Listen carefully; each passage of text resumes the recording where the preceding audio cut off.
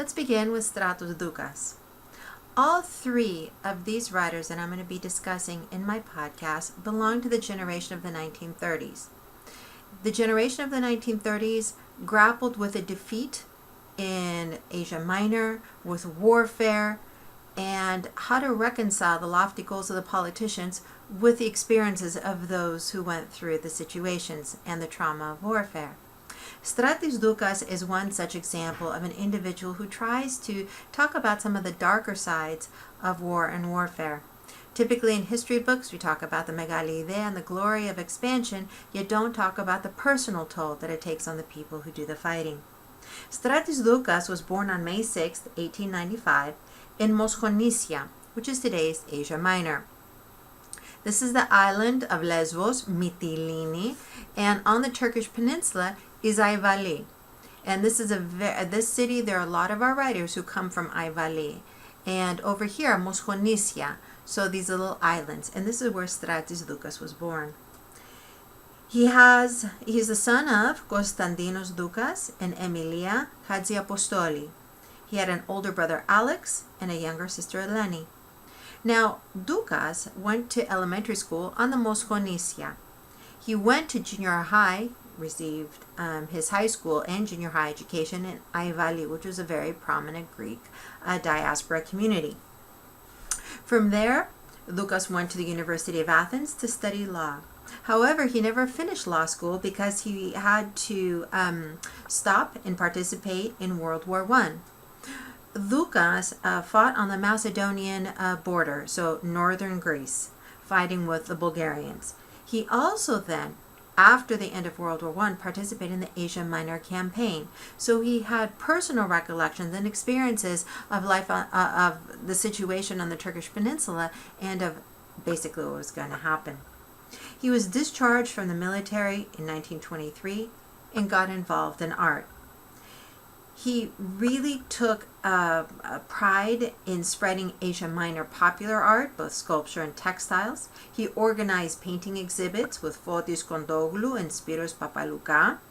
And together with Stratis Mirivilis, who wrote Life in the Tomb, they established the Athens Decorative Art Society. Doukas was a lead columnist for the journal Filiki Eteria and Fragelio. He also cooperated with the newspaper Macedonia, newspaper of the Balkans, and Free Speech. In 1927, Doukas was rather sick, and we're going to see this issue of sickness. We've talked about this in previous lectures with other writers, and we're going to see this having a big impact on Doukas because he's going to be basically bedridden. So he got very sick in 1927. He goes to Thessaloniki for rest and recuperation, trying to get the best possible medical care. And here, at this point, when he is recovering, he got involved with painting and toured the Macedonian countryside. This experience gave him the material to publish his studies in the newspaper Proini, Morning, under the column titled Northern Greece. This experience also gave him the inspiration to write his book, Prisoner of War Story, of which you read an excerpt. In Athens, he began to cooperate with the Athenian newspapers Proini, Politia, Neos Cosmos, or Morning, Politia, and New World, and also published musical pieces in the journal Circle. So he was a man of many different abilities, artistic talent, literary abilities. In 1934, he helped establish the Greek Literary Society as well as the journal The Third Eye. During the Metaxas dictatorship, he contributed to the journal The Youth, I Neolea, Metaxas's official publication in the years 1939 to 1940. When the Greco-Italian War broke out in October 1940, he participated in active combat. During the Axis occupation of Greece, he returned to Athens and married Dimitra Magena. Move down. Here he is. Nikos Penzikis and Stratis Doukas, with his wife Dimitra. And during this point, during the Axis occupation, he participates in the resistance movement AM. And this is the leftist, communist-leaning resistance organization. He, in his politics, begins gradually to move towards the left. In fact, He soon becomes a card-carrying member of the Greek Communist Party, the KKE. He was tortured by the Nazi occupiers for his communist activities. After Greece was liberated at the end of 1944, he served in the medical division of the Red Cross.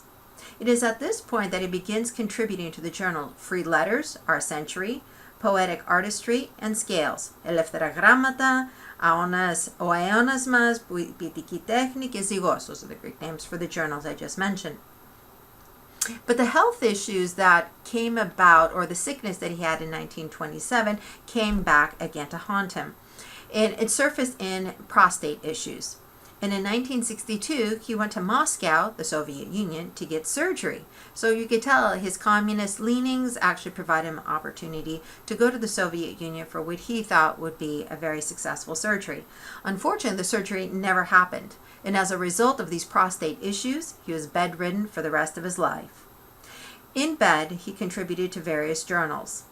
During the military dictatorship of 1967 to 74, he was banished to an island and comes back in 1974 and spends the rest of his life at an old folks' home. In 1979, he organizes an exhibit of personal accounts of refugees, along with the paintings for the period 1924 to 29. It is his publications of the Asia Minor fighting and the horrors of the refugees and their experiences that really kind of stands out for Doukas as a writer and artist. In 1983, the same year he's going to be dying, he is made honorary president of the Greek Literary Society, honorary member of the Elite Pen Club, and honorary citizen of Zographou. Now this is a suburb in central Athens. On November 26, 1983, Doukas passes away at the age of 88 years old. As an honor to Doukas and his literary and artistic contributions, in 1986, the European Center for Arts organized a commemorative exhibit in Doukas' honor, Ευρωπαϊκό Κέντρο Τέχνης.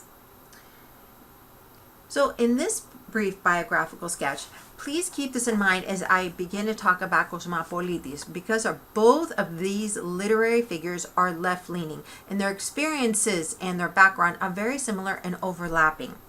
So let's see about Doukas' literary production. He's a part of the generation of 1930s. He is best known for his publication, A Prisoner of War Story. His literary style combines the binary trope of traditionalism versus modernization. He uses the demotic form of modern Greek for his literary production, and most of his writings are all character-driven. So in that regard, we see some sort of the legacy of Papadiamandis and other turn-of-the-century writers, the generation of the 1880s. Here's a painting of Doukas, and you could tell he's in bed because he is bedridden. So you could kind of see why this background, not something else, by Spiros Papaloukas. And here's A Prisoner of War Story. Notice it's translated into several different languages. Very, very successful. Let's move on now. Our next writer for the generation of the 1930s that we're focusing on this week is Cosmas Politis. And I began lecturing about Politis in class, but I will just review and provide you an overview of him. Cosmas Politis is not his real name. Actually, if you think about it, Cosmas Politis is a separation of one word, cosmopolite, or cosmopolitan. So Cosmas Politis. His real name is Paraskevas Taveloudis, who was born on March 16, 1888. Unlike Doukas, he was born in Athens, Greece. He is a son of Leonidas Taveloudis and his mother, Kalliopi Hatzimarkou. Now, the connection to Aivali with Doukas is seen through Politis' mother, because Kalliopi Hatzimarkou was born and is from Aivali, Asia Minor. 2 years after Politis was born, his family and their business went bankrupt. And so if you think about it, 1893, you had the big bankruptcy in Greece following the grape crisis and other factors. And obviously this had reverberations on most of the shop owners, business people in Athens and elsewhere. So his family is similar to many others who suffered during this period and went bankrupt. As a result, they decided to go to Smyrna, where there was some extended family from his mother's side. Now, what is his life like growing up? His father was very autocratic, very, very stiff and very difficult type of person. His mother had health issues. She was very sickly, as they described her, and passed away when Cosmas was just 12 years old. He was left in his preteen and teenage years, being supervised by a French teacher and an 18-year-old older sister to guide him. His education, though, was quite remarkable. He went to the famous evangelical school over in Smyrna between 1900 and 1904. Very well recognized, very academically challenging, outstanding program. From there, he went to the American College of Smyrna, but he never finished his degree. He only went for 1 year. He dropped out and instead decided to take up a position at Anatolia Bank. And he worked at Anatolia Bank from 1905 to 1911. From there, he decided to transfer to the Vienna Bank, and he worked at this institution from 1911 to 1919. It's at this point, working at the Vienna Bank, that he met and fell in love and married a woman by the name of Clara Crispy. And the Crispy family is a very aristocratic, prominent, well-known Austro-Hungarian family. Together with Clara, he had a daughter, Phoebe, and decided during this period to transfer positions from the Vienna Bank to the Crédit Foncier d'Algérie et de Tunisie and worked there from 1919 to 1922. The year of the Asia Minor, the catastrophe, he leaves with his family. Initially, Politis, Clara, and little Phoebe go to Paris, where they spend 1 year, and then travel to London, where he works at the Ionian Bank in 1923. The following year, the family migrates back to Athens, where he becomes deputy director of the Ionian Bank. It is at this point where Politis becomes interested in literature. The entire background that I've given you is not one of an individual who's attracted to reading literature, very much a businessman, not so engaged in academics and learning. He was interested in learning, but it was just not something philosophical or literary. And in 1930, at the age of 42 years old, he decides to write a story, and the story is called The Lemon Grove. This Lemon Grove story was a huge success, and Politis becomes an immediate literary celebrity. He didn't even try to pursue getting this book published. It was a friend of his who told him that it was so good that it needed to be published. After he writes The Lemon Grove and the success of The Lemon Grove, he writes another book with the name Ekati. And during the period that he's beginning to blossom in literary production, he has an affair. He cheats on his wife with another woman, and together with his mistress, abandons his family, so abandons Clara and little Phoebe, and go to Patras to live together. He asks and is given transfer to Patras in the Peloponnese, where he works as the deputy director of the local Ionian branch. And there, with his mistress, he published another book in 1938 called Eroica. And this work was given the State Award for Literature, one of the most prominent and prestigious awards the Greek government can give. In 1939, he publishes another work called Marina in a journal, so it's given a column, a weekly series, called Nea Grammata, New Letters. In 1942, an event occurs that dramatically changes Cosmas Politis' life. His young daughter Phoebe had grown up, gotten engaged, and married, and had gotten pregnant. But during childbirth, she had passed away.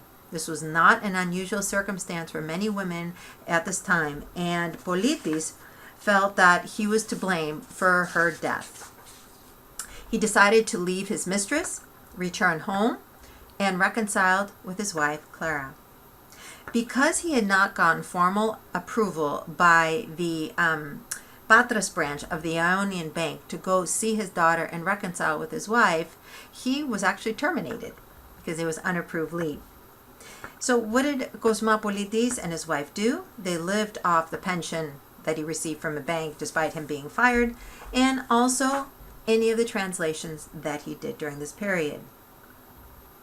In 1944, and I need to emphasize, while this is all occurring, this is during the Axis occupation of Greece. So this is a wartime period, and people suffered and had very little to no money. They were starving in the winter of 1941-42. So the year that Phoebe dies in stillbirth, most people were dying of starvation. In 1944, he is sympathetic to the resistance movement, and like Doukas, becomes an official member of the Communist Party of Greece, the KKE. In 1945, he publishes the story Togiri, which is a district in Patras where he was with his mistress. However, his financial situation was not that good. And in 1945, he sold his home in a very chic and sophisticated suburb of Athens, Paliopsychiko. Many diplomats and political leaders lived there. He sold it to a black marketeer and paid the black marketeer rent so he could live in his own home. Later, this house is taken over by the government, post-war period, and Politis, basically gives a nominal fee to the government to still live there. So whether ideological principles or truly it was financial reasons, he was basically had to pay rent in his own home.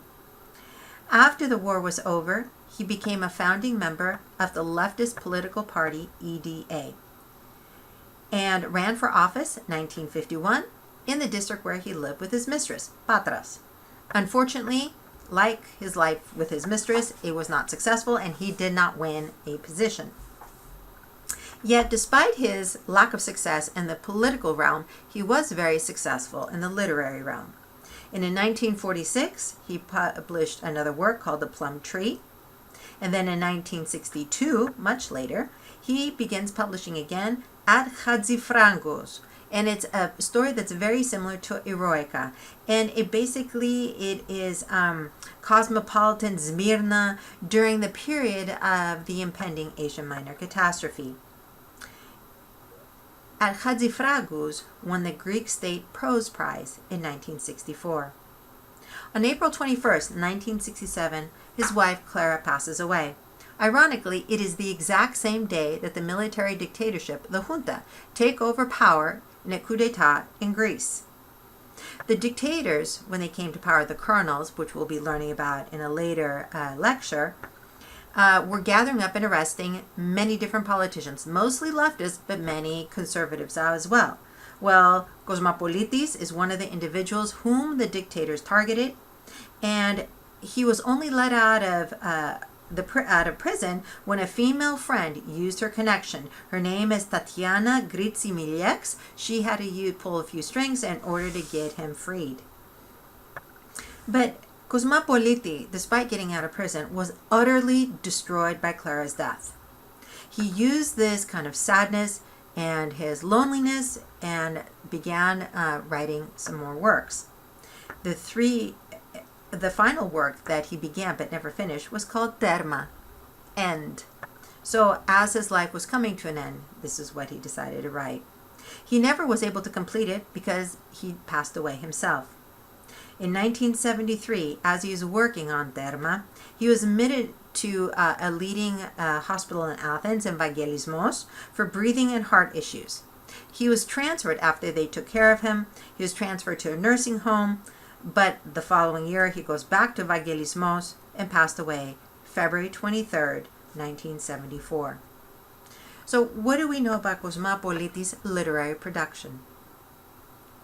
Here is his house in Paliopsychiko in Athens. Beautiful single residence home, absolutely stunning. And the photo on the left shows you what it looked like at the time and what it looks like today. Sorry for the blurry photo. Here he is in his chair, and this is his signature, for those of you kind of like how people write.